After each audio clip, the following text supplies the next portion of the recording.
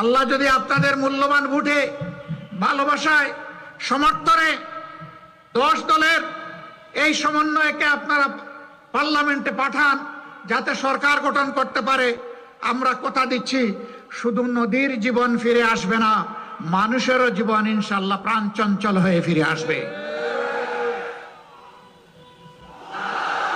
আমরা এই উত্তরবঙ্গের চেহারা মহান আল্লাহর উপর ভরসা করে বলতে চাই, বদলে দেওয়ার জন্য 5টি বছর যথেষ্ট হবে ইনশাআল্লাহ।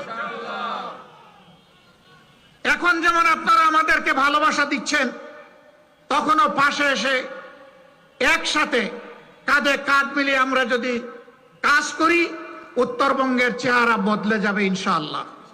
এ মাটি উর্বর, মানুষ পরিশ্রমী, এই এলাকা পিছনে থাকার প্রশ্নই উঠে না। ষড়যন্ত্র করে, বঞ্চিত করে পিছনে রাখা হয়েছে।